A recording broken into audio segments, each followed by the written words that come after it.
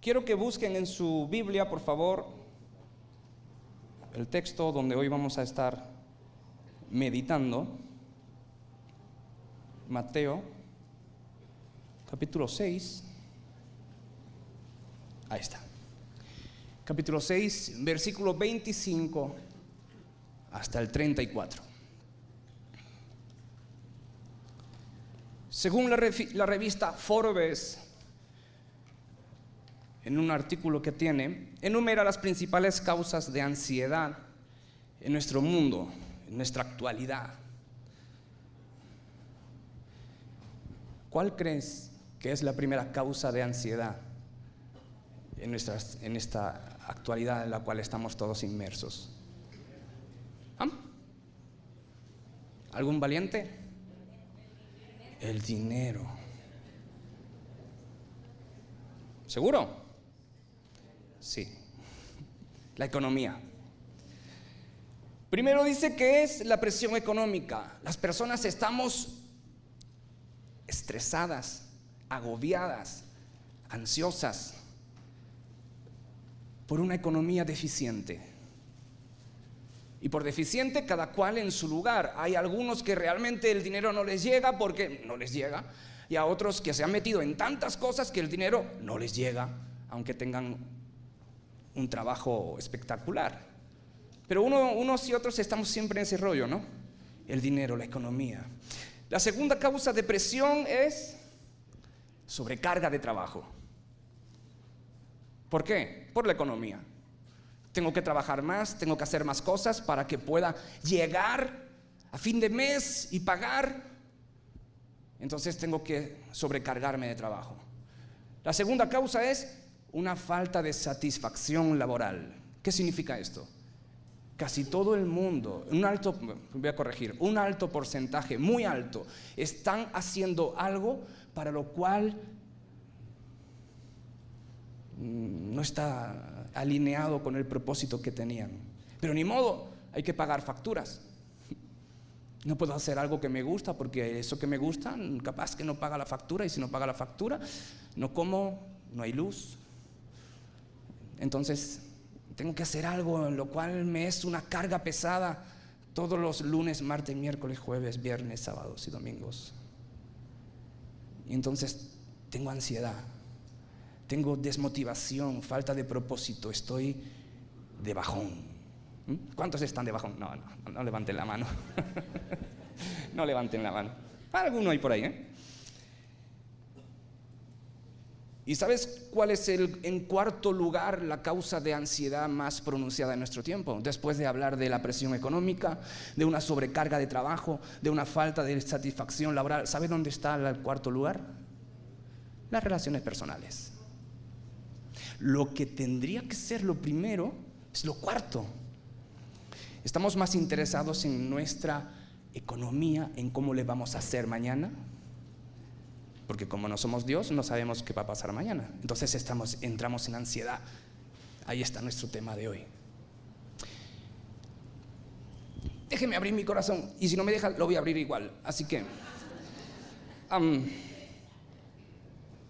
todos estamos en esto, hermanos. Todos vivimos con una carga de ansiedad, porque la ansiedad es buena, en cierto sentido. Pero una carga, una sobrealimentación, vivir en ese pic de ansiedad es malo. Y hay acá corazones, sin duda, no soy profeta, pero siempre ocurre, que vivimos con miedo. Tú sabes quién eres, vives con miedo. Vives con una preocupación alta porque te da miedo el mañana. No sabes cómo le vas a hacer. Quizá tu trabajo está tambaleando, quizá tus hijos no tienen lo necesario, o crees que no van a tener lo necesario. Quizá tu trabajo estás diciendo: mi jefe no lo veo muy contento conmigo, no me sonrió el lunes, eso quiere decir que pasará algo, no sé. Y la ansiedad casi siempre es algo que nosotros nos estamos inventando porque no es real. Y ese es el miedo que tenemos. Y hay corazones, como digo, ansiosos, perturbados. Venimos a la iglesia el domingo y nos ponemos nuestras mejores galas e intentamos disimular, y todos lo hacemos, lo que hay aquí dentro.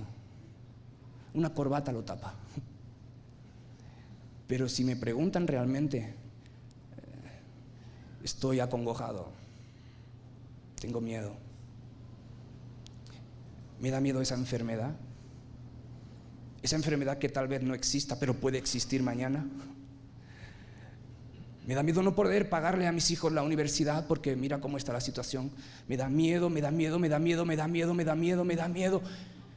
¿Y dónde está el gozo? ¿Dónde está la paz? ¿Dónde está la vida tranquila que debiéramos llevar en esa confianza serena que el Señor nos da? Y así vivimos. Acompáñame al texto. Dice el Señor, Mateo 6, versículo 25. Por tanto os digo, no os afanéis por vuestra vida. ¿Qué habéis de comer? ¿O qué habéis de beber?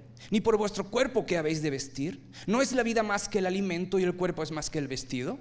Mirad las aves del cielo, que no siembran, ni ciegan, ni recogen en graneros, y vuestro Padre Celestial las alimenta. ¿No valen ustedes mucho más que ellas? ¿Y quién de vosotros podrá, por mucho que se afane, añadir a su estatura un codo? Y por el vestido, ¿por qué os afanáis? Considerad los lirios del campo, cómo crecen, no trabajan ni hilan, pero yo os digo que ni aun Salomón con toda su gloria se vistió así como uno de ellos. Y si la hierba del campo que hoy es y mañana se echa en el horno, Dios la viste así, ¿no hará a vosotros mucho más, hombres de poca fe?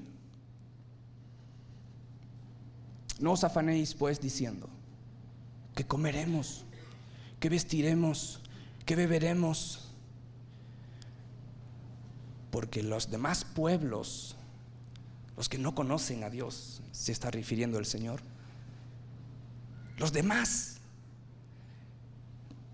todos buscan estas cosas, pero vuestro Padre Celestial sabe que tenéis necesidad de todas estas cosas. Buscad primero el reino de Dios y su justicia, y todas estas cosas os serán añadidas. Así que no os afanéis por el día de mañana, porque el día de mañana traerá su propio mal. ¿Qué está pasando en el texto? Tenemos la mala costumbre de agarrar un texto, sacarlo de donde está escrito, situado, y lo aplicamos para nosotros. A veces nos puede salir bien. Este texto no es demasiado complicado, lo podemos aplicar, pero a lo mejor no le podríamos dar el sentido real que tiene. Tenemos que entender un poco el contexto en el cual estaba hablando el Señor.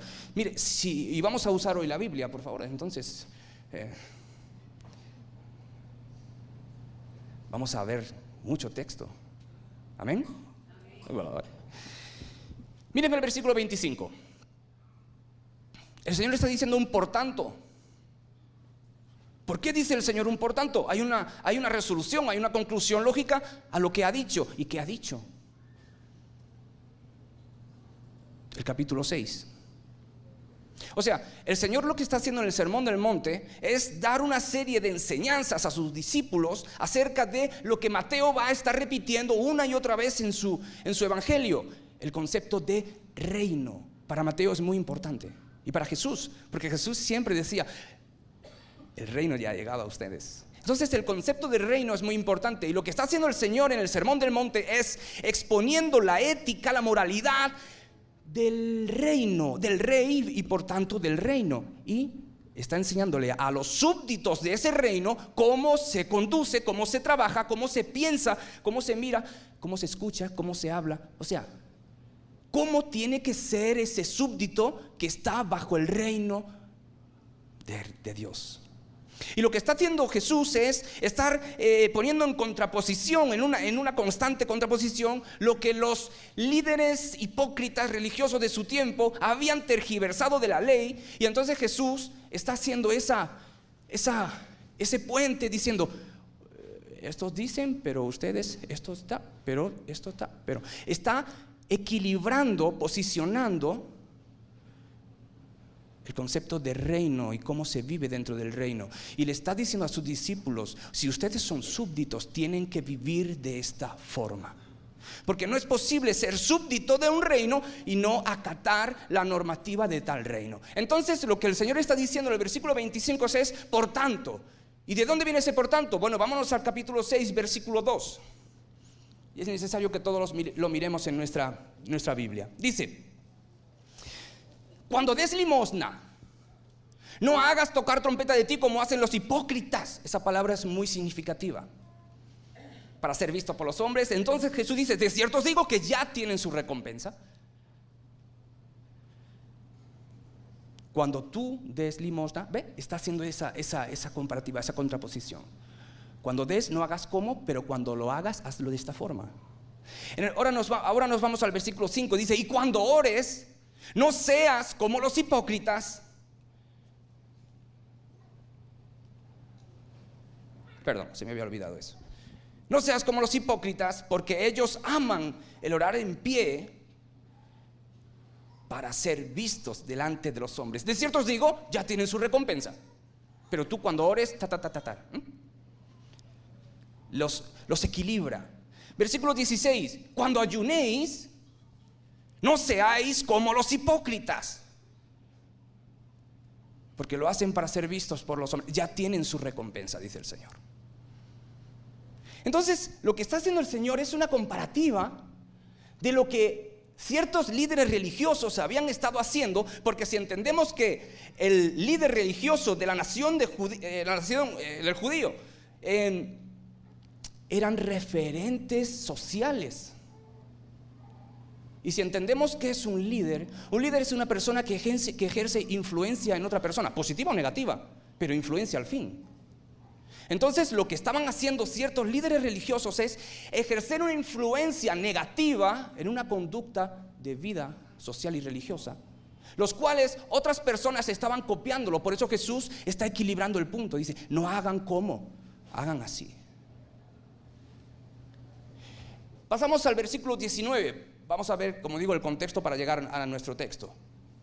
Dice Jesús: no hagáis tesoros en la tierra, donde la polilla y el orín corrompe, donde los ladrones minan y hurtan, el versículo 21, porque donde esté vuestro tesoro, ahí estará también vuestro corazón. Ahora la pregunta que tenemos que hacernos es: ¿pero qué está diciendo el Señor? ¿Está diciendo que un cristiano no puede tener dinero? ¿Que un cristiano no puede tener su empresa, una empresa que vaya bien? ¿Que tenemos que ser austeros? ¿Eso es lo que está diciendo Jesús? No. Eso lo entenderíamos si no entenderíamos eso si no comprendemos bien el contexto. Lo que Jesús está hablando en su lógica, en su argumentación, es los hipócritas religiosos, que amontonaban riquezas para que los vieran y pensaran lo justos que ellos eran. ¿Por qué? Porque Deuteronomio 28, 1-3, y parafraseo, el Señor dice: si me oyeres y me obedecieres, amontonaré tus vacas, tus campos, tu granada, todo fluirá bendición de ti. Entonces, estos líderes hipócritas religiosos usaban la religión como fuente de ganancia, fama y popularidad entre el pueblo, lo cual les haría grandes.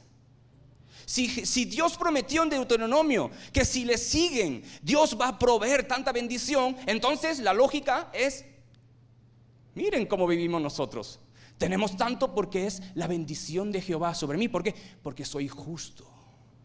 Entonces el pueblo estaba siguiendo esa forma de pensar, esa forma de vida. Porque si los líderes religiosos, que son los que entienden a Dios, viven así, entonces nosotros tendremos que hacer lo mismo para tener la bendición de Dios. Y Jesús está diciendo: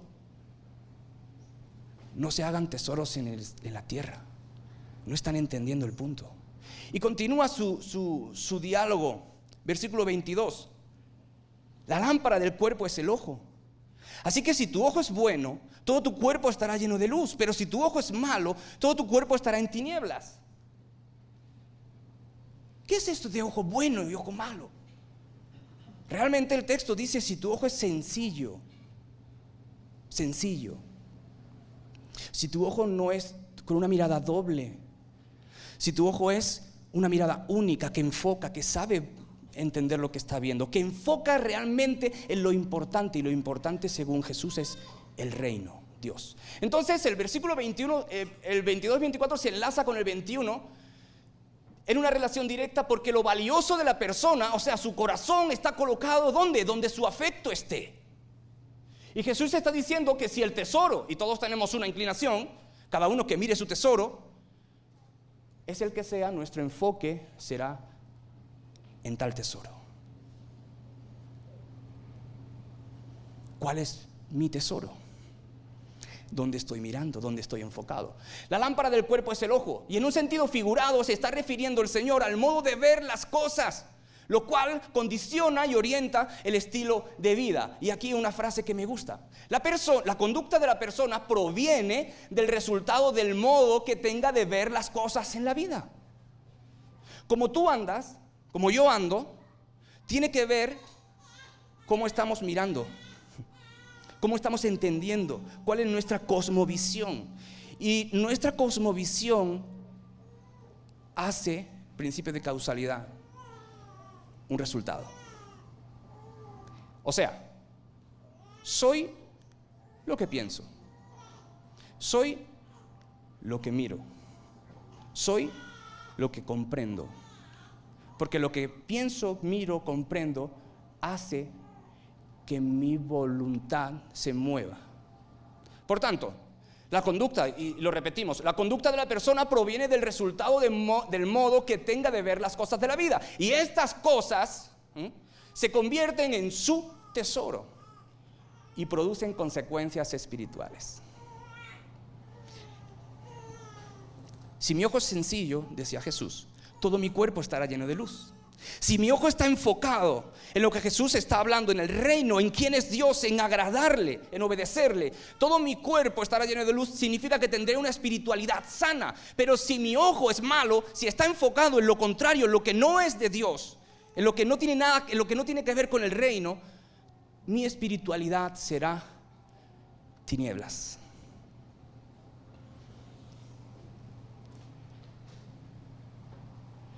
Llegamos al versículo 24, dice: ninguno puede servir a dos señores, porque aborrecerá al uno y amará al otro, o estimará al uno y menospreciará al otro. No podéis servir a Dios y a las riquezas. Y aquí es importante ver los vocablos.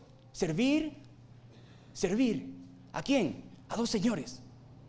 Nuestras, voy bien con el tiempo. Nuestras traducciones son muy correctas, pero casi todas vierten el vocablo doulos por servir. No es lo más adecuado. ¿Por qué? Yo puedo servir a dos señores. Entonces Jesús se equivoca. Yo puedo servir a dos señores. Yo puedo trabajar para este, puedo trabajar para este. Hago un servicio y espero una remuneración. Termino, me voy a otro, hago un servicio y tengo una remuneración. Por lo cual sí se puede servir a dos señores. Aquí está el problemita de nuestras traducciones, que no es mal, pero no tiene la connotación adecuada. ¿Qué es servir según Jesús? El vocablo es doulos, no es siervo. Un siervo trabajaba por una remuneración. Un esclavo trabajaba porque era esclavo. Ahí está el punto. Un señor, o sea, dos señores no pueden tener a un solo esclavo. No tiene lógica. Un esclavo era comprado por un curios, que es señor. ¿No? Perdón. Un curios era un señor, el amo. ¿Qué pasó? ¿Me lo pueden corregir por allá? Porque yo temblequé. No, es broma. Un curios era una persona que tenía dominio pleno. Nadie levantaba el pie del suelo si él no lo decía. Un curios compraba a los doulos, a los esclavos. Y un doulos no podía reclamar nada, no tiene ningún derecho, porque es esclavo del curios. Y dos curios no podían comprar un esclavo, un doulos. No tiene lógica. Entonces lo que Jesús está diciendo realmente aquí es: ninguno de ustedes puede ser esclavo de dos señores? Porque no tiene lógica. Pero además, el argumento del Señor es un poquito, le da risa al colocho. ¿Se entiende eso? ¿Colochea al colocho? No, risa al colocho. Risa al rizo.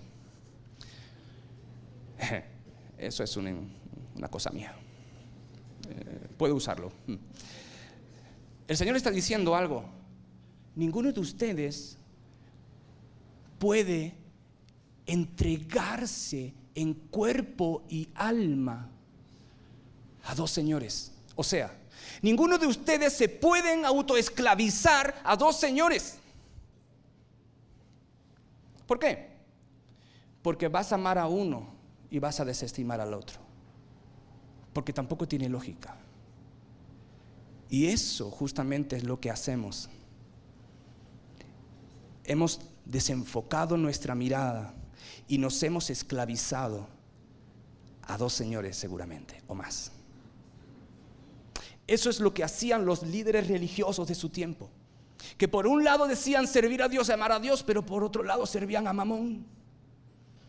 Y Jesús te estaba diciendo, por eso estáis como estáis, porque no es posible.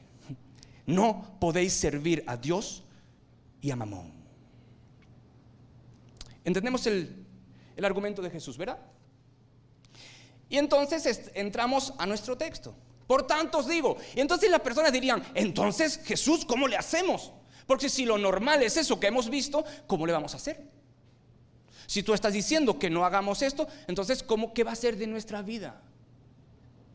Ahí entra la palabra del Señor. No os afanéis. Y es muy interesante lo que Jesús está diciendo como Curios, como dueño, como Señor, como Adonai en el Antiguo Testamento. Jesús está diciendo, no se afanen. Es una negativa y un imperativo. Es un mandato. No es una recomendación, porque ese es nuestro problema. Leemos las cosas no de una forma muy ubicada. Jesús no está recomendando, no, hijo mío, no te afanes porque te va a hacer daño a tu corazón. No, Jesús no está diciendo eso. Jesús está diciendo, os prohíbo que se afanen. Os prohíbo que se preocupen. ¿Cómo dices eso, Jesús? Os prohíbo que estén con miedo ansioso por la falta de seguridad en lo que sucederá. Y Jesús repite esta palabrita en nuestro texto 1, 2, 3, 4 y 5 veces. Entonces es una palabrita importante. Lo que Jesús está diciendo es, Raúl, te prohíbo que tengas miedo. Lo que Jesús está diciendo esta mañana es, prohíbo que tengan miedo. Vamos al texto. No tengan miedo por vuestra vida, dice Jesús. No tengan miedo por lo que habéis de comer o que habéis de beber. No tengan miedo por vuestro cuerpo, que habéis de vestir. El versículo 26, el mismo versículo 25. Ahora Jesús plantea una pregunta retórica con un principio negativo, lo cual requiere una respuesta positiva. Jesús era un maestro en oratoria. Dice, ¿no es la vida más que el alimento y el cuerpo más que el vestido? ¿Cuál es la respuesta? ¿Cuál es la respuesta? O sea, ¿no es la vida más que el alimento y el cuerpo más que el vestido? Sí. ¿Por qué responde sí? ¿Estamos de acuerdo? Entonces Jesús dice, entonces ¿por qué tienes miedo? ¿Ve? ¿No es la vida más que el cuerpo y el alimento más que el vestido? Entonces, ¿por qué tienen miedo?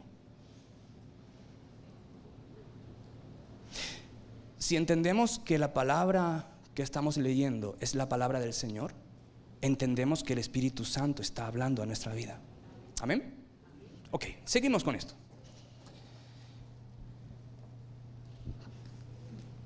Mirad las aves del cielo, que no siembran, no ciegan, ni recogen en graneros, y vuestro Padre Celestial las alimenta. Otra pregunta retórica, ¿no valen mucho más ustedes que ellas? Y Jesús empieza con otro vocablo, embléfate.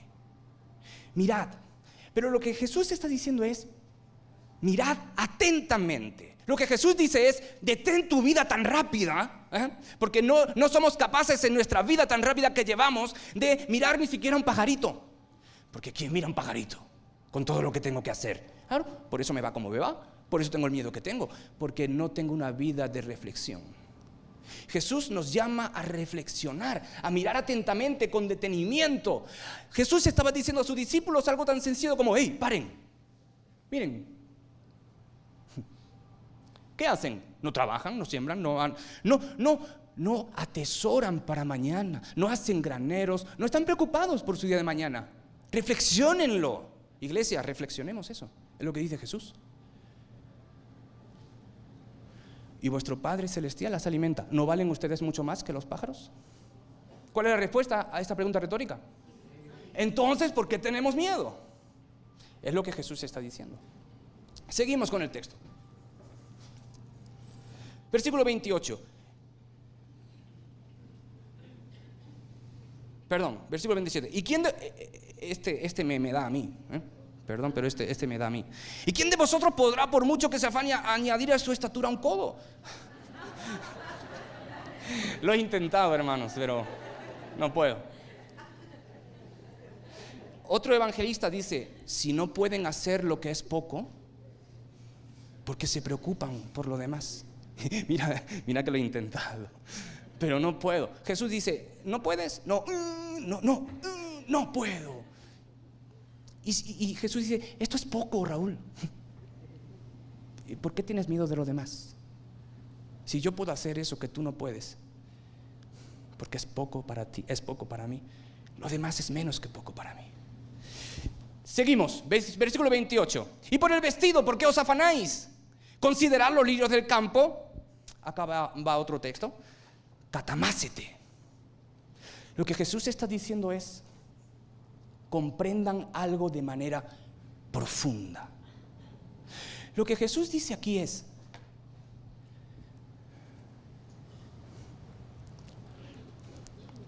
miren para allá, por favor. No, ahí no hay lirio. Miren los lirios del campo.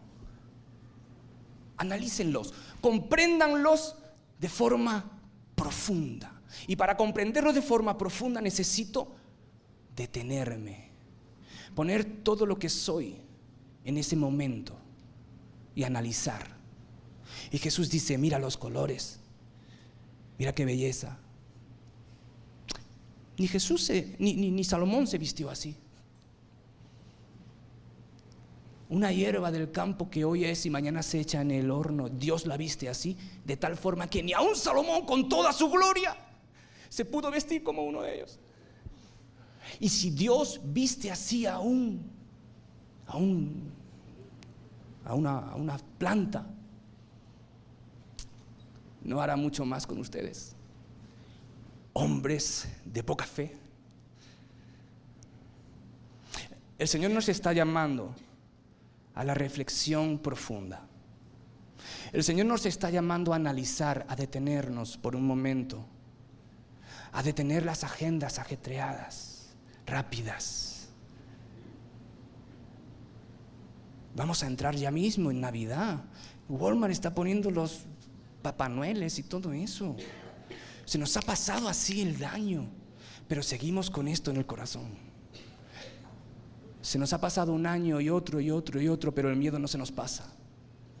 La congoja, la inseguridad por el mañana. ¿Sabes por qué? Porque no estamos deteniéndonos a ver de forma profunda un simple lirio del campo. No estamos deteniéndonos a reflexionar de forma especial en que si Dios hace eso con algo que no tiene tanto valor, ¿cómo no va a hacer más conmigo, que soy su creación por excelencia? Pablo dice que somos poema, creados por Él como poema. Y el Señor dice: hombres de poca fe. ¿Qué le pasa a nuestra fe? Jesús hablaba mucho de la fe. No regañaba a sus discípulos, pero sí les decía de vez en cuando: pero ¿dónde está vuestra fe? En una ocasión Jesús está dando de comer a miles de personas. Imagínate, hermano, hagamos la palabra real para nosotros. Si yo estuviera ahí mirando cómo Dios da a más de 15,000 personas de comer con unos cuantos peces y unos cuantos panes, papaito, eso es poderoso. Yo veo eso y digo, yo no tengo más miedo. Sin embargo, Jesús dice, pasemos al otro lado. Y se van en la barca y va Jesús hablando y le dice, guárdense de la levadura de los... Y dice, esto dijo porque no trajimos pan. Perdona, acabo de darle de comer a tantos miles de personas y tú dices, y Jesús dice, ¿por qué no entendéis todavía? O cuando Jesús dice, pasemos al otro lado, a Jesús siempre le gustaba pasar al otro lado. Y se monta en la barca y Jesús se duerme porque era hombre, y Dios y hombre. Por tanto se cansaba y se queda dormido porque estaba cansado, agotado, pero estaba tranquilo. Él sabía que iba a venir una tormenta en aquella noche, sí, porque era Dios. Sin embargo, le dice a sus discípulos, pasemos. Él no le tiene miedo a una tormenta. Y empieza la tormenta. No le empieza la barca a hundirse, sino que la barca empieza a anegarse. Es distinto. Y llaman a Jesús asustados. Y lo que le dicen los discípulos es algo muy fuerte a Jesús. No les dice como nosotros leemos con ojos románticos evangélicos. No. Señor, ¿no tienes cuidado de nosotros? No le están diciendo eso. Le están diciendo, ¿es que tampoco te importamos? ¿Que nos vas a dejar morir? Y Jesús no los regaña. Calma la tempestad y les dice, ¿dónde está vuestra fe? A Jesús le gustaba eso, esa expresión. ¿Dónde está vuestra fe? Seguimos con el texto. Versículo 31. No os afanéis pues diciendo, ¿qué comeremos? ¿O qué beberemos? ¿O qué vestiremos? ¿O cómo le vamos a hacer en el futuro? ¿Cómo le hacemos? ¿En una nación con tanta inseguridad? ¿En una nación inestable? ¿En una nación donde los sueldos más altos son muy bajos? ¿Cómo le hacemos? ¿Cómo le hacemos en el futuro si me viene una enfermedad? ¿O cómo le hago en el futuro si tengo una enfermedad? ¿O cómo le hago en el futuro si? ¿Se dan cuenta dónde está la barca? ¿Se dan cuenta dónde está nuestra barca? Está siendo golpeada con tanta furia. Y se dan cuenta cómo estamos nosotros hoy que nos reímos de aquellos discípulos. En el mismo momento, en el mismo lugar. Y Jesús nos vuelve a decir, ¿y dónde está la fe? ¿Dónde está vuestra confianza?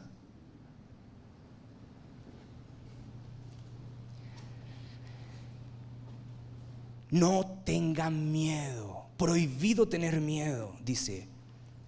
¿Qué comeremos? ¿Qué beberemos? ¿Qué vestiremos? Incertidumbre total. Porque las naciones, los que no conocen a Dios, nuestra versión lo traducen como gentiles, está bien.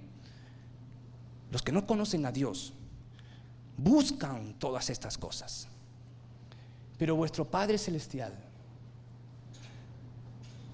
sabe que tenéis necesidad de todas estas cosas. Buscad primeramente el reino de Dios y su justicia, y todas estas cosas serán añadidas. Y el Señor usa un verbo muy interesante, epistesousin.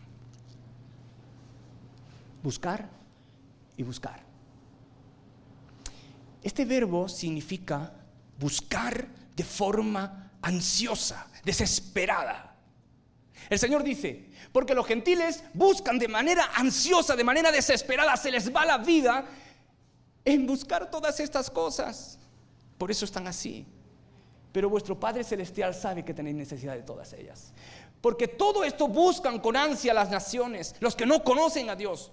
Para ellos es lo normal. ¿Cómo vamos a hacerle cómo nos establecemos? ¿Cómo tenemos una vida de éxito? ¿Cómo tenemos una vida poderosa? Una vida donde no nos falte nada. Y lo buscan con ansias. Según Forbes, es lo primero que la sociedad está buscando hoy. Y Jesús usa el mismo verso, el mismo verbo para hacer una contraposición. Qué interesante. Pero busquen, ahora sí es lícito, busquen con desesperación, dice Jesús, el reino de Dios y su justicia. Usa un verbo para decir, estos buscan desesperados en una forma negativa. Pero ustedes busquen desesperados el reino de Dios y su justicia. Y todas las demás cosas serán dadas por añadidura. ¿Qué nos enseña este pasaje? Para nosotros, para hoy. Descendamos esto. No es un pasaje complejo. No es un pasaje sumamente teológico que anda por las nubes. No, es un pasaje muy práctico. Pero aún así descendamos un poquito.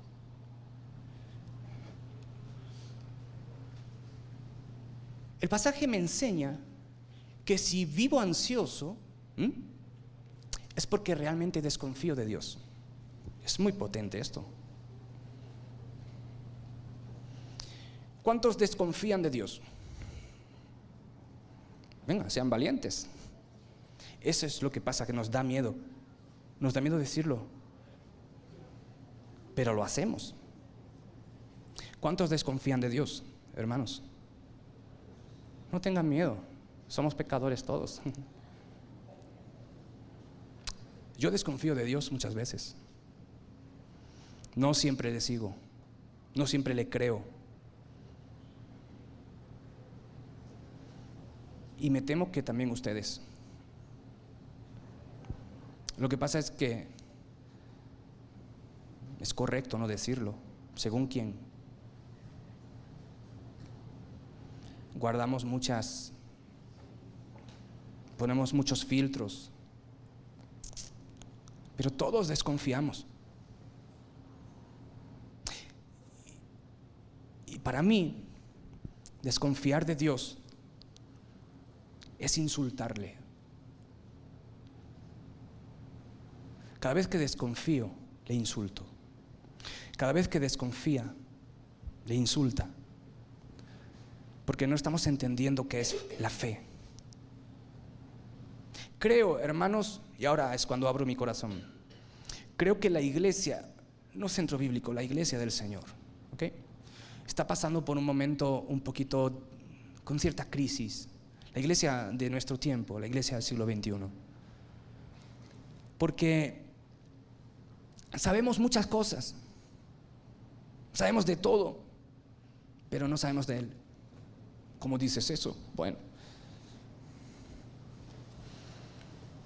yo puedo preguntarle ahora, dime los jugadores del Real Madrid o del Barça. Dime cuántos atributos de Dios puedes decirme y darme un discurso de cada uno de ellos. Venga. No salimos de lo mismo. Amor, gozo, paz. No, que es el fruto. ¿Ves? Si no somos capaces de explicar lo que el Señor nos ha revelado de Él mismo, pero sí somos capaces de explicar aquello donde tenemos nuestro enfoque, y recuerde que donde tenemos nuestro enfoque es nuestro tesoro. Entonces, ¿cómo vamos a tener esa seguridad cuando la tormenta llega? Si no entiendo qué significa que Dios es fiel. Sí, claro que Dios es fiel significa esto. Puedes buscármelo, puedes darme un discurso desde el Antiguo Testamento hasta el Nuevo Testamento de qué significa la fidelidad de Dios. No. ¿Puedes darme un discurso de qué significa que Dios es omnipotente, omnisciente, santo, justo, veraz, glorioso? ¿Qué significa su gloria? ¿Qué tiene que ver eso en esto? Mucho, porque es esencia suya. Si no somos capaces de dar un discurso de Dios, es que no estamos entendiendo a nuestro Dios. Y si no estamos entendiendo a nuestro Dios por relación directa, flaqueamos en nuestra fe. Y cuando flaqueamos de nuestra fe, insultamos a ese Dios que es fiel y que es veraz. Y si Él es veraz, dice que lo que dice lo cumple. Entonces es fiel. Necesitamos recobrar ese estudio, ese amor por descubrir a nuestro Dios, para que en una práctica de vida sencilla pueda dar pasos firmes. Eso no quiere decir que no me voy a mover del lugar por miedo. Eso quiere decir que me voy a mover del lugar por miedo porque soy humano, pero voy a estar posicionado. Y no voy a vivir con esa angustia que me paraliza. ¿Qué me enseña también esto? Que nuestro enfoque muchas veces está distorsionado y estamos enfocados en cómo vivir mejor. ¿Cierto? Cierto. Cierto. Y mucho del cristianismo actual es uno que, como el pueblo de Israel comenzó a casarse con las hijas de los demás pueblos, nos hemos comenzado a casar con las hijas de los demás pueblos. Y Dios prohibió eso. Dice, no, cariño, yo no me he casado con ninguna. Entendemos, ¿no? Nos hemos casado con el mundo, con la sociedad. No me gusta la palabra mundo porque nos hemos casado con mucho de la sociedad que es contrario a Dios. Por eso nuestro enfoque se ha difuminado. Por eso nuestro ojo no es sencillo, como decía Jesús, sino que ve borroso, ve doble o triple muchas veces. Y cuando Israel empezó a casarse con las hijas de los demás pueblos, esto produjo una alianza con lo que Dios dijo que no tocaran. Y hemos caído en la seducción del pragmatismo, de la realidad rápida, del placer instantáneo, del éxito. Hoy circula esta palabra por todos lados: éxito, éxito, éxito, éxito. Y tanto lo hemos visto que lo hemos incorporado y es una conducta. Y por eso tenemos una conducta de vida. Todos queremos ser el hombre de éxito, la mujer de éxito. Lo que pasa es que no estamos entendiendo qué significa éxito. Y nuestro baremo es más parecido a lo que la sociedad está diciendo por éxito que lo que Dios dice que es el éxito. Y nos hemos desviado.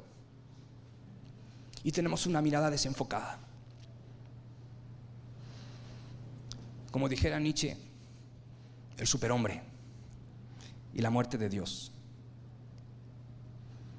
Es el hombre ahora quien crea su propia realidad, una inversión de los valores y la moralidad, y vivimos como si Dios ya lo hubiéramos enterrado.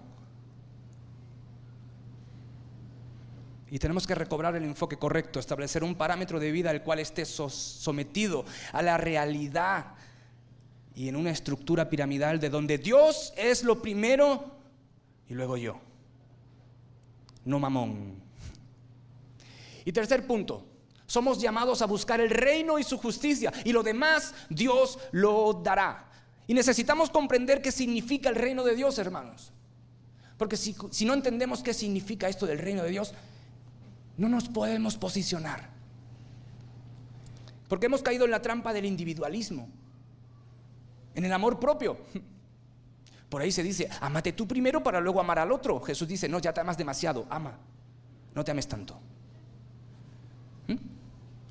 En una perspectiva absolutamente narcisista, donde Dios está para mí, después para mí, y tercero, para mí también. Dios está para satisfacerme en todo lo que necesito y todo lo que deseo. Buscar el reino es vivir para Dios. Buscar el reino es sentir la necesidad de agradar en todo a nuestro Rey, no a mí, sino vivir para Él. ¿Por qué? Porque entiendo qué significa dulos, entiendo qué significa que soy esclavo, que no tengo reclamo ni derecho, simplemente como diría Pablo, siervos inútiles somos, ojo, esclavos inútiles somos.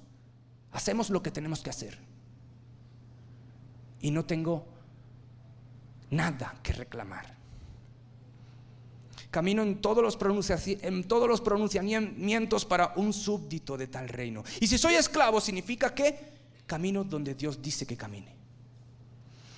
Lo que Jesús está diciendo con buscar el reino y su justicia es que cada súbdito del reino debe vivir anhelando hacer ese reino real en su día, viviendo en su moralidad, su ética, en el entorno social en que se desempeñe, poniendo en prioridad ¿a quién?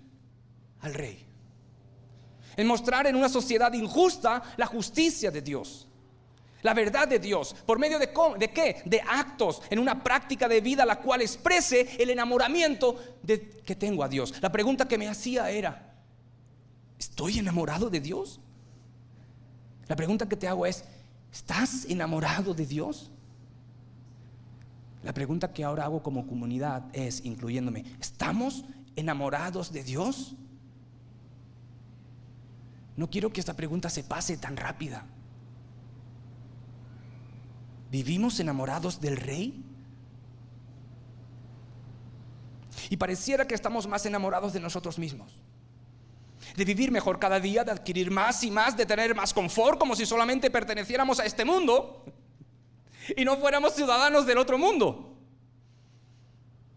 atesorando más y más, y apenas aportando para la extensión del reino en otros lugares, a misioneros, a centros sociales para los necesitados. Y de nuevo cabe mi pregunta: ¿de quién estamos enamorados?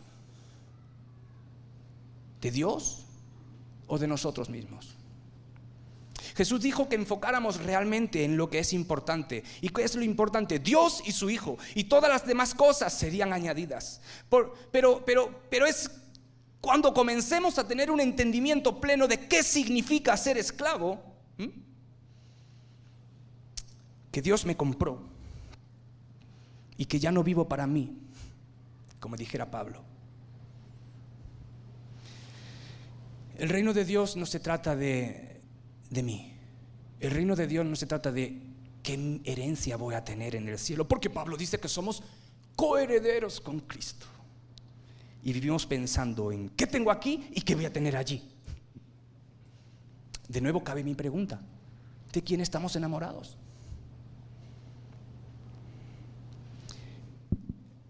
El reino de Dios se trata de Dios. Se trata de admirar su belleza, de estar enamorados de su poder, de su santidad, de su justicia, de su nombre, no del mío, del suyo. De hacerle lo primero a Él y no jugar a cantar un poquito a su nombre mientras me canto otro poquito a mí mismo. Jesús nos llama hoy, hermanos y hermanas, a alinearnos de nuevo, a caminar de la mano de Dios, confiando en todo y plenamente en su bondad, en su amor, en su fidelidad, a echar fuera de nuestra vida todo el temor y toda ansiedad que produce esta vida dominada por el pecado.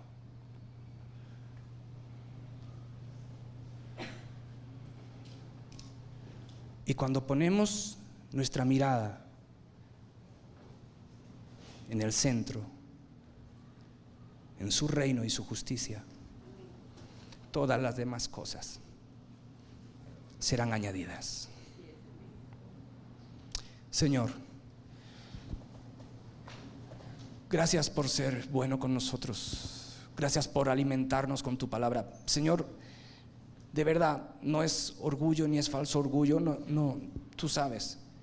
Pero gracias porque he podido comunicar esto. Lo he hecho lo mejor que sé. Pero no quiero ser yo.